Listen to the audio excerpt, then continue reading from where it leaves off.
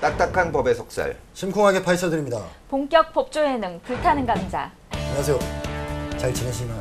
아유 잘 못 지내요. 저 요즘 국정원 네. 도청 의혹 사건 때문에 네. 계속 지금 온라인 기사가 터져 나와서 정리하느라 지금도 정신이 없습니다. 윤호학 원치라는 김 변호사님 계시니까 모르는 거 다 물어보시고. 절 보고 영감을 얻으세요. 일단 어떤 일이 있었는지 좀 정리를 해주시죠. 이 문제는 지난 7월 5일 아주 일요일 늦은 밤 7월 6일이라고 나오기도 하는데 하여튼 그 사이였던 것 같아요. 이탈리아에 본사를 두고 있는 IT 기업 해킹팀이라는 곳에서 거꾸로 해킹을 당하면서 그렇죠. 네.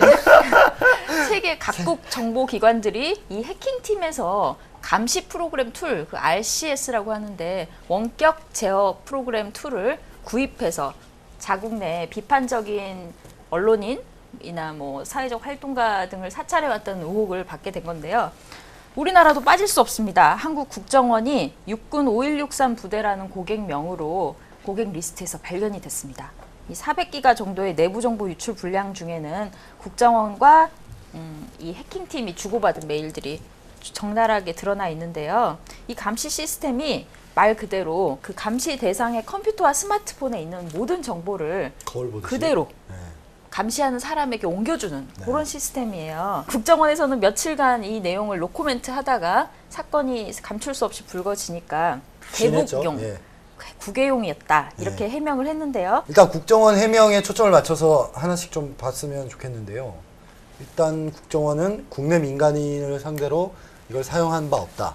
사용했다면 어떤 처벌이라도 받겠다. 그렇게 얘기를 했죠. 네. 14일. 네, 그렇게 얘기를 했고 대북용 또는 해외에 있는 어떤 간첩? 요원? 그런 사람들을 대상으로 일부 사용했고 국내에 있는 것들은 이제 연구용. 이 사람이 이게 어떤 프로그램을 했냐 연구용으로 쓰고 있다. 그렇게 얘기를 했는데 대북용으로는 이런 걸 써도 되나요? 그게 이제 통신비밀보호법에 그 대부분 우리가 지금까지 문제됐던 거는 국내 우리 국민이니까 그럴 경우에는 이제 그 감청을 하게 되면 기본적으로 영장을 받아야 되는데 그러지 않고 이제 국가는 정보 활동, 첩보 활동이 필요한 거니까 거기에 대한 규정도 있기는 있습니다. 거의 지금까지 화제가 안 됐었는데 그 대통령의 허가를 받아서 하게 돼 있어요. 그리고 이제 뭐 일정한 경우에는 그 상대방이 뭐 국민이거나 할 때는 또 법원의 허가를 받게 돼 있는데 첩보용으로 사용했을 지금 국정원이 얘기하는 흔히 얘기하는 간첩이나 또 뭐 스파이나 이런 사람들을 대상으로 만약에 했으면은 아무래도 보는 것 자체가 달라지죠. 그러니까 불법이긴 하나 비난 가능성이 좀 적어지는 거죠. 예, 그 세계 각국이 하고 있는 거고, 그렇죠. 뭐 미국도 메르켈까지 도청하는 세상에. 지금 말씀하신 그 조항이 통비법 7조에 있는 조항인데요. 제가 잠깐 읽어드리면 국가 안전보장에 대한 상당한 위험이 예상되는 경우에 한해서 적대 국가 또는 반국가 활동 혐의가 있는 외국 기관 및 외국인, 북한이나 외국에 소재하는 산하단체 구성원의 통신에 대해서만 이제 법원의 영장 없이 대통령의 서면 승인을 받아서 할 수 있다 이렇게 돼 있어요. 그러니까 국정원 주장대로 대북이나 해외에 썼다고 하더라도 대통령의 서면 승인은 있었어야 하는 것이고 근데 그 부분에 대해서는 지금 가타부타 설명이 없죠. 만약에 있었으면 있었다고 얘기를 했겠죠. 그렇죠. 근데 그거는 말하자면 진짜 거기 등장하는 것처럼 뭐 국가에 위험이 되거나 하는 단체나 뭐 조직 또 개인을 상대로 했다면은 사실 대통령이 거기 서면 허가가 있었냐 없었냐는 건 좀 절차적인 문제라고 생각을 합니다. 사실 국가 위기 문제인데 근데 예를 들어서 박근혜 대통령이 유럽 방문하는데 파리에서 시위하던 사람들을 만약에 했다거나 그러니까 진짜 국가의 위기를 초래할 만한 대상한테 했는지 그런 거를 좀 살펴봐야 될 것 같습니다. 그러니까 일단 국정원 해명이 100% 맞다면 네. 그래도 위법 소지가 좀 있고 있죠. 그 위법 소지 중에 또 다른 지적이 있는 부분이 이 프로그램을 도입한 게 감청 설비 아니냐. 그렇죠. 감청 설비에 대해서도 이 통비법이 제한하고 있는 규정이 있잖아요. 국회 허가를 그렇죠. 국회 보고를 해야 보고를 되죠. 하게 돼 있죠. 근데 이건 설비, 감청 설비라 그러면 하드웨어인가요? 소프트웨어인가요? 그 부분이 그 약간 부분이 애매해서 애매한 이제 거죠. 그게 논란이 될 겁니다. 빠져나갈 여지가 있다고도 볼 수 있는 거죠. 만약에 이 소프트웨어가 감청 설비에 해당한다면 통비법 10조 2항에 보면 국정원이 감청 설비를 도입할 때에는 국회 정보위원회에 통보해야 됩니다. 통보해야 되는데 이거 안 했거든요. 안 했기 때문에 국회에서는 당신들이 떳떳한 감청 설비면 당연히 보고를 했어야 되는데 보고 안 한 거 보면 합법적인 활동에 쓰려고 한 게 아니지 않느냐 이렇게 공격을 하는 거고 아마 국정원은 이건 소프트웨어라서 설비에 해당하지 않는다. 그렇게 주장을 그렇게 하겠죠. 주장을 할 것 같습니다. 일단 국정원의 해명이 맞다고 치고 저희가 한번 따져봤고 그러면은 이제 그 가능성을 일단 논외로 하고 이게 국내에서 사용했을 경우에 어떤 이제 문제들이 발생할 수 있느냐 따져봤으면 좋겠는데 그럼 이제 가장 비난 가능성이 또 낮은 것부터 국내에 있는 소위 말하는 간첩. 근데 이게 말이 안 되는 게 간첩들이 카카오톡으로 접선을 하고 할 수도 있죠. 할 수 있죠. 카톡 같은 경우에는 얼마 전에 압수수색 영장 치는 문제로 한번 화제가 아예 됐듯이 중요한 내용을 주고받지는 않겠죠. 카톡을 통해서. 어, 근데 뭐 동선을 파악하기 위해서라거나 뭐 그런 것들은 카톡을 통해서 파악할 수도. 그러니까 기존의 압수수색 영장 등을 활용해서 충분히 카톡 내용을 들여다볼 수도 있고 자, 그 얘기를 이제 해보죠. 그러니까 예를 들어서 국내에 있는 소위 말하는 간첩에 대해서 RCS 프로그램을 네. 사용해서 이걸 들여다봤다. 그럼 불법 아닌가요? 간첩이라 해도? 그 경우가 참 애매한데 그거 하는 것 자체가 처벌받냐 안 하냐의 문제가 있고 그다음에 그런 식으로 해가지고 증거를 수집해서 그 사람을 간첩으로 구속했을 경우에 그게 증거로 쓰일 수 있느냐 하는 예. 문제가 여러 단계가 있는데 이게 우리는 북한에 사시는 분들이라고 하더라도 이게 대한민국 국민인지 아닌지가 대단히 애매하잖아요. 이게 뭐 그 외국으로 국가로 인정을 안 하고 있기 때문에 기본적으로 그것이 범죄 수사를 위한 것이 아니고 첩보 활동이라고 하면 아까 말씀드린 대로 대통령의 허가를 받아서 할 수 있을 것 같습니다. 예를 들어서 외국인이 우리나라에 들어와서 뭐 IS 조직원이 와가지고 테러를 위해서 하고 다닌다. 이때는 영장주의에서는 예외가 인정되지 않을까. 대통령의 서면 승인만으로 충분히 할 수 있을 사후 것 같습니다. 승인도 되고 그렇죠. 그게 왜냐하면 미국 같은 경우에도 9.11 이후에 테러리스트 그거 할 때 이 사람들이 이거를 형사 절차로 볼 것이냐 네. 아니면 대테러 그러니까 군사적으로 볼 것이냐 하면서 그 당시에 그 부시 대통령이 에너미 컴배턴트라는 얘기를 했죠. 이거는 형사 절차를 위한 것이 아니고 말하자면 군사적인 문제다. 그런 식으로 본다면 IS 조직원이 와서 하는데 우리가 그 사람 컴퓨터에 스파이어를 심어서 본다면 그때는 영장주의 예외가 될 수 있지 않을까 생각을 합니다. 예외가 된다면 이제 그 대통령의 행정부 마음대로 할 수 있다는 거죠. 네. 대통령의 허가를 받아야 되니까 마치 법원 허가 받는 것보다 더 어려울 것 같지만 그건 아니거든요. 그건 대통령은 아니에요. 행정부의 수반으로서 하는 네, 거니까 네. 굳이 사법부한테 허가를 받지 않아도 할 수 있다는 겁니다. 할 수 있다는 예. 그런 취지로. 예. 그 다음 단계 이제 내국인, 그죠? 한국 사람. 그야말로 예. 그렇죠. 예. 이제 한국 사람을 상대로 이 사람이 뭐 간첩 행위를 했든 뭐 간첩 행위를 안 했든 한국인을 상대로 이런 프로그램을 사용하면 그거는 처벌받아야죠. 그건 불법이죠. 예, 불법이고 아까 말씀드렸듯이 그 심는 것 자체로 정보통신망법 위반이고 예. 또 그걸 이용해 가지고 저희 뭐 통신하는 거를 카톡을 컴퓨터를 PC로도 하니까요. 그런 걸 보면 통비법 위반이고 예. 다 되는 겁니다. 그러니까 내국인, 그러니까 대한민국 국민을 상대로 예. 대한민국 국민이 한국에 있든 외국에 있든 다 마찬가지입니다. 마찬가지죠. 예, 예, 예. 한국에 있든 외국에 있든 그 사람을 대상으로 이렇게 그 사람의 통신을 이렇게 들여다보려면 영장을 받아야 되는 거죠. 예. 사법부의 통제를 영장을 받아야 됩니다. 사법부의 통제를 받아야 되는데 지금 받았다는 주장을 안 하고 있잖아요. 안 하고 있으니까 만약에 민간인을 그러니까 내국인 한국인을 상대로 했다면 이거는 불법을 피해가기 힘들다. 그럼 이제 어떤 법 위반이 되느냐를 따져보면 걸린 게 엄청 많죠. 그건 엄청 예. 많죠. 예. 근데 참 여기서 특이한 게 알리지 않고 그냥 들여왔잖아요. 국정원에서 이거를 산 건데 프로그램을. 네. 그러면서 또 이름은 다 거의 공개하다시피 네. 516 셋이다 막 이런 거 하고 했는데 무슨 취지였는지 좀 의심스럽습니다.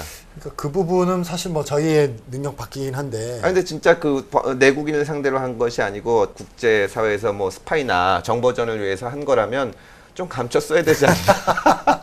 그렇죠. 예. 그러니까 5163 부대라는 위장명이 사실상 거의 국정원의 또 다른 이름으로 세계적으로 공인된 상태에서 한국 언론에도 다 나와 있잖아요. 예. 옛날에 그 무슨 문화사더라 많이 쓰는 출판사 이름 세기문화사인가 있죠. 예. 쓴 거 있고 다 아는 걸 쓴 거거든요. 거기다 말하자면. 주소는 아예 민원 사선 주소를 그대로 딱 썼더라고요. 그렇죠. 그러니까 한겨레 신문사 주소로 시킨 거죠. 한겨레가 몰래 산다면서 주소 공정도 한겨레 전문 빌딩 이렇게 쓴 거죠. 이게 만약에 설비에 해당한다고 하면 네. 그 국회에 보고하지 않은 거에 대해서 변명을 할 수 있는 게 이제 우리나라에도 정말 그 뭐 테러리스트 들어올 수도 있고 뭐 간첩 들어올 수도 있고 하기 때문에 우리가 어떤 장비를 갖추고 어떤 정보전을 벌이는지를 기밀로 하기 위해서 말을 안 했다. 이렇게 할 수 있을 텐데 네. 실제로 자기들은 다 썼잖아요. 그러니까 이게 좀 웃기지 않나 그렇죠. 하는 생각이 듭니다. 보면 막 용어들이 막 되게 혼재하는데 일단 조금 정리를 하고 갔으면 좋겠습니다. 도청하고 감청 막 이런 말들이 많이 나오고 불법 도청, 뭐 불법 감청 여러 가지 나오는데 도청은 일단 모두 불법인 것으로 영장을 받지 않은 도청은 모두 불법인 것으로 간주하고 쓰고 있고 감청 같은 경우에는 사전 허가를 받았다는 걸 전제하고 쓰고 있거든요. 그 맞나요? 그렇게 쓰는 게? 아니 뭐 도청은 나쁜 놈이고 감청은 좋은 놈이고 한 건 아니고요. 도청이 무슨 죄가 있겠습니까? 그냥 남의 전화를 듣는 거를 다 도청이라고 하는데 예전부터 영장을 받아서 핸드폰 없던 시절에도 남의 전화를 들을 수가 있거든요. 근데 이제 하늘 같은 수사기관이 자기네들이 도청한다 그러면 이게 기분이 나쁘니까 감청이라는 말을 만든 겁니다. 통신을 감시한다. 네. 사실은 다 똑같아요. 뭐 도청이라고 보더라도 영장을 받아서 법에 맞춰서 하면 합법적인 거고 감청이라고 하더라도 영장을 제대로 안 받고 하면은 불법인 겁니다. 그러니까 옛날에 고문을 가혹행위라고 한다 그래서 달라지지 않는 것처럼 다 도청이죠, 사실상. 이게 제가 이 사건을 딱 처음 접했을 때 머릿속을 싹 스쳐갔던 게 있어요. 지난해 3월에 네. 제가 유우성 씨랑 술을 마신 적이 있거든요. 오. 근데 그때 유우성 씨가 자기 스마트폰에서 증거 사진이 자동적으로 막 삭제가 됐다는 거예요. 자기 눈앞에서. 그 옆에 그 관련 변호인들도 자기들이 목격해가지고 예. 야, 그 뭐냐면 핸드폰 빨리 배터리 빼라 그래서 배터리를 빼가지고 겨우 그 증거 사진을 지켜냈다는 거예요. 근데 들으면서 한 귀로 듣고 한 귀로 참 많이 힘드셨구나. 그렇죠. 그렇게 생각했거든요. 네. 근데 이 사건이 딱 터지니까 너무 죄송한 거예요. 그때. 충분히 가능하죠. 무슨 핸드폰 쓰셨던 거예요? 그때 안드로이드 아니면 갤럭시 노트 2인가를 갤럭시 썼어요. 노트 2. 그래서 지금 이 사태가 딱 벌어지니까 게다가 그때 당시에 어차피 국정원 입장에서는 유우성 씨를 간첩으로 생각하고 네. 일종의 수사 내지 조사를 하고 있던 상황이었기 때문에 충분히 그랬을 수 있겠구나. 아니 증거- 이론적으로는 가능하잖아요. 컴퓨터 수리도 원격으로 하는데. 그렇죠. 예. 네. 죄송합니다. 그때는 안 믿었어요. 죄송합니다. 제가 이번에 어떻게든 한겨레 지면에 다시 보도되도록 최선을 다해서. 그러니까 유우석 씨에게 노력해보겠습니다. 유리한 증거 사진들이 자동으로 그렇죠. 삭제됐다고 예, 한 예. 거죠. 그래서 그걸 지켜냈다. 빨리 배터리를 빼가지고 지켜냈다 이런 얘기를 막 술자리에서 하시길래 네 그러시군요. 이랬거든요. 하여튼 참 무서운 세상입니다. 지금 휴대전화는 영장이 있어도 도청이 안 되잖아요. 이게 지금 법은 되는데 설비가 없어서 못하는 거죠. 안 된다고 주장을 하는데 이게 끊임없이 항상 논란이 되어 온 건데. 이 부분도 좀 정리를 했으면 그러니까 뭐 핸드폰을 사람들이 거의 안 들고 삐삐나 들고 다니던 90년대 중반에도 이제 그 국과수에 가보면은 그러니까 핸드폰을 엿듣는 장치가 있긴 있었거든요. 예, 근데 예. 그때 주장하는 거는 이게 반경 몇 미터 내에 지나다니는 핸드폰을 무조건 다 듣는 거다. 그러니까 예를 들어서 그 김원철 기자 거를 들으려면 따라가야 된다는 거예요. 네. 그러니까 그때 이제 대검찰청 건물에서 그걸 시연을 옛날 이렇게 보여주고 있으니까 그 동네에 있는 핸드폰이 다 들리는 거예요. 근데 그러다가 특정인을 감청하는 것은 불가능하다는 게 계속 주장해 왔는데 2000 몇 년도인가 한번 그 국정원 감청 사건이 문제가 네. 되면서 쭉 사실상 실제로 들어왔다는 게 밝혀졌고 네. 그 이후에 그 감청 설비를 용광로에 녹여버렸다고 주장을 했죠. 네. 주장이군요. 네, 근데 그 이후에 또 되는지 안 되는지는 모르는데 하도 전과가 많으니까 다 의심하고 있는 거죠. 제가 궁금한 거는 지금 통신비밀보호법 상으로는 영장을 받으면 휴대전화도 감청할 수 있잖아요. 그럼요. 예. 네. 법은 감청할 수 있게 해놨는데 네. 들을 수 있는 기계가 없다는 거거든요. 설비가 없어서 지금 못하는 거지 영장을 받으면 핸드폰 통화 내역을 들으라는 거죠. 그래서 국정원이 지금 계속 시도하는 거는 통신사들이 그런 감청 설비를 설치하는 걸 의무화하는 법안을 만들려고 하는 거예요. 그 감청 설비만 통신사들이 의무적으로 갖추고 있으면 영장을 집행할 받아서. 수 있는 거죠. 근데 지금 통신사들은 왜 그거 설치 안 해주는 건가요? 통신사들 우리가 협조 의미가 왜 있냐? 뭐 이런 식으로 그것도 하는 그렇고 거죠. 이제 그 워낙 비판 여론이 민감하니까. 높으니까 이게 말하자면 이 통신사들은 고객 상대로 장사해야 되는 거지 국정원이 돈 주는 건 아니잖아요. 그렇죠. 예. 예. 그거 설치한다 그러면 다들 탈퇴하고 막 그렇겠죠. 그러겠죠. 예. 예. 텔레그램 망명 가듯이. 그렇게 되겠죠. 그래서 국정원이 이런 비공식적인 루트를 뚫어보려고 한 게 아닌가. 노력한 거 아닐까. 의심하는 거죠. 예. 자체적으로 개발 좀 하지. 그러니까 이게 참 이상한 게 이게 전문가들 얘기 들어보면 이 정도 툴이 그렇게 어려운 네, 어려운 수준이 기술은 아니라고 그러거든요. 그러니까 저도 참 신기한 게 그 옛날에 국정원에 근무했던 검사들한테 물어보면 핸드폰 들고 국정원 들어가면 물론 국정원에서 지급하는 핸드폰을 쓰더라고요. 근데 일반 핸드폰도 갖고 들어가면 사진이 안 찍힌다 뭐 이런 얘기를 들었거든요. 그래서 되게 신기하다. 굉장한 기술이 있구나. 그렇구나. 근데 이거는 사실 생각해 보면 저도 이제 그 이혼 상담 같은 거를 하다 보면 남편 전화에 뭐 심어 놓으면 맞아요. 카톡이 일로 옵니다. 그래요. 네, 그거 별로 어렵지 않아요. 네, 쉬워요. 그걸 왜 이탈리아에 돈까지 주고 쉽다고 단언하는. 보고 계시죠? 카톡 너무 많이 오는 거 아니야? 아니 IT 6개월 해보니까 쉽더라고요. IT 출입 기자 했었어요. 네. 지금 이게 보도된 대로 하면 이메일 같은 거 보내가지고 그것도 미디어 오늘의 조현호 기자를 한 사칭한 조현우 기자를 보내서 그걸 클릭하면 된다는 건데 그 정도 수준은 많을 것 같은데. 그러니까요. 네. 그 보안 전문가들 한 얘기가 그 정도 수준은 많은데 문제는 안 걸리게 그 프로그램이 그렇죠.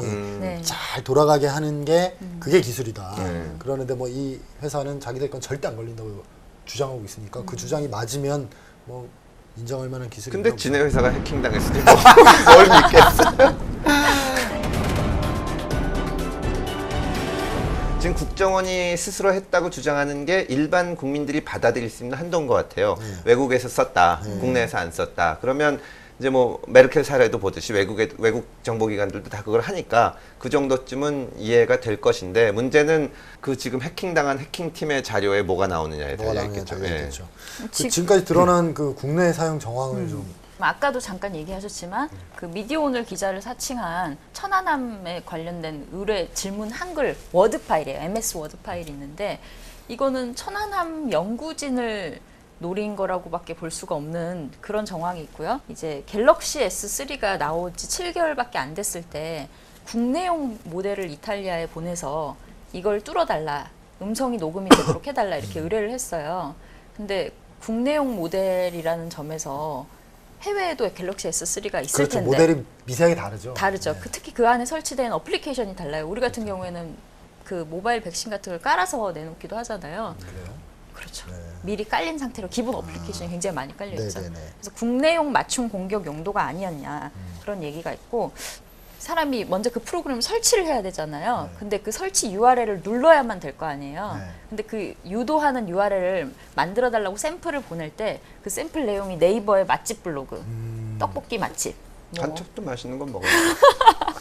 아니 근데 그 여기서 질문이 하나 있는데 그럼 아이폰은 안전한가요? 아이폰은 지금까지 비교적 안전한 걸로. 그럼 돼 삼성전자에서 국정원을 고소할 수 있나 업무방해죄로? 그러니까 그거 여쭤보고 싶었어요. 네. 그러니까 삼성 입장에서는 자기 제품을 디스한 거잖아요. 이거 상당히 치명적이잖아요, 네. 사실. 예. 네. 흔히 하는 얘기로 뭐가 제일 안전하냐 그러면 아이폰끼리 쓰는 아이메신저가 제일 네, 안전하다. 뭐 그런 이런 얘기 얘기 진짜 나오는 게 있더라고요. 우리 국내 정보통신 기업체 입장에서는 굉장히 짜증 날 것 같아요. 근데 뭐 모든 운영 체제는 다 허점이 있대요. 다 허점이 있어서 언젠가는 뚫을 수도 있는 거죠. 근데 만약에 국정원이 저는 오히려 그게 걱정되는 게 국정원이 정말 그 국익을 위해서 위험한 단체나 거기 가입자나 간첩들의 정보를 수집했다면 그게 지금 이탈리아의 업체에 다 간 거잖아요. 그렇다고 볼 수 있죠. 네. 백도어를 지금 안 깔았다고 주장하거든요. 네. 이탈리아 업체는. 네. 근데 깔았다고 의심되는 정황도 많고. 국정원에서 기본적으로 보안 의식이 있다면 그런 거는 진짜 외국에 그렇게 함부로 맡기면 안 되는 거 아닌가. 그렇죠. 그러니까 이게 지금 거대한 음모론도 있습니다. 뭐 어떤 거. 이 이탈리아 회사 자체를 네. 미국 정부가 한 거다. 정부가 네. 세우고 실소유주다. 그 실소유주다. 실소유주고 네. 이런 프로그램을 전 세계 정보기관에 팔고 백도어로 전 세계 정보기관이 뭐 하는지를 봤다. 봤다. 네. 특히 이거 구입한 게 기술적으로 많이 뒤떨어진 그렇지. 후진국이 많은데 예를 네. 들면 뭐 러시아, 예를 레바논, 들면 코리아. 아랍에미리트, 예를 들면 사우디아라비아 이런 국가의 정보를 뭐 공짜로 그냥 얻어갈 그렇죠. 수도 쭉쭉 있다. 뽑아가는 거죠. 근데 어디까지나 음모론이죠. 음모입니다. 아직은. 예, 이런 근데 이 사건은 오늘 다루긴 다뤘지만 앞으로도 여러 차례 다시 다룰 것 같은 예. 느낌이 나고 좀 더 구체적인 게 나오면 그렇죠. 좀 더 법률적인 면도 볼 수 있을 것 같습니다. 예, 복잡한 문제라서 굉장히 오랜 기간 동안 꾸준히 취재를 해서 제가 할 건 아니지만 정유영 기자가 취재를 하면 우리가 다루도록. 정유영도 안 할 거예요. 지금 안 할 정리하고 있어요. 저는 예. 지금까지 나온 언론 보도들을 알기 그렇죠. 쉽게 저희는 정리하는 있습니다. 거고요. 한겨레 훌륭한 사회부, 정치부, 경제부, 한겨레 21 기자들이 열심히 취재하면 보도하면 저희가 종합해서 잘 전달해 드리겠습니다. 자, 언제나 기다려지는 시청자 사연 시간입니다. 페북에 매번 댓글을 달아주시는 분이 남겨주신 사연인데요. 아들 둘, 애기 엄마입니다. 비슷한 지금 동병상련에 지금 혹시라도 나중에 애들 번거롭게 할까 걱정이어서 사전 의료 의향서를 작성하려고요. 이건 전 처음 들어보는데. 법적으로 유효하려면 어떤 주의점 혹은 요건이 있는지요? 훤칠하고 유능하신 금태섭 변호사님 못지않은 훤칠하고 유능해 보이는 김원철 기자님 아들이 팬입니다. 근데 사전 의료 의향서가 뭐죠? 그 흔히 연명 치료라고 하는데 뇌사 상태에 빠지거나 막 이랬을 경우에 이 기계적으로 생명을 연장시키는 조치가 있죠. 인공호흡기 같은 거 달아가지고 그거를 하지 말아달라는 겁니다. 근데 원칙은 어떻게 돼 있냐 하면 성인이 미성년자는 안 되지만 본인이 어떤 치료를 받겠다 안 받겠다 하는 걸 결정할 수 있기 때문에 나는 그게 싫다 그러면은 이제 어떤 시점에 그러면 치료를 안 받게 되는데 갑자기 뇌사 상태에 빠지거나 하면 의사 표시를 할 수가 없잖아요.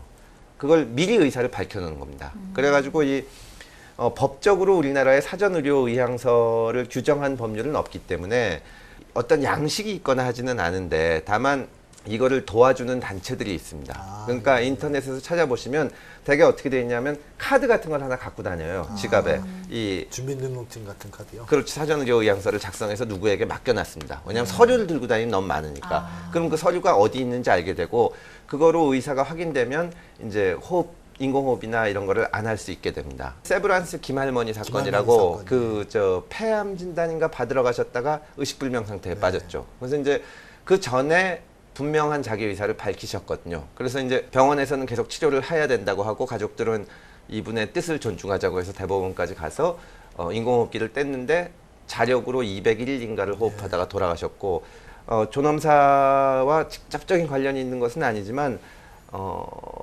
외국에는 이미 널리 도입됐고 우리도 이거 하시는 분들이 많죠. 근데 왜 이런 개인의 의사를 확인하는 방식의 문서 중에 유언장 이런 게 있잖아요. 예. 근데 유언장도 굉장히 법정 요건이 까다롭잖아요. 유언장도 우리 법에 5가지로 정해져 있습니다. 그러니까 이 사전 의료 의향서에 대해서는 아직 그런 규정은 없는 그런 거고 규정은 없습니다. 예. 그냥 그 판사가 보기에 예. 본인이 쓴 게 맞다. 확인이 되면, 확인이 그러니까 되면 거기 보면은 참작을 단체에 해주는 나오는 거죠. 것도 그 뭐 자필로 되도록 쓰라고 돼 있는데 뭐 비디오로 찍어도 되고 여러 가지가 있는데 본인의 분명한 의사가 확인이 되면 됩니다. 확인이 어떤 형식으로든 예. 지금 뭐 특별히 정해져 있는 형식은 아닌 예. 거고. 말하자면 정신 상태나 육체적으로나 정상적일 때 써야 되거든요. 아마 이렇게 극도로 고통을 느끼는 상태에서 이거 서명하는 건 안 되는 거죠. 예.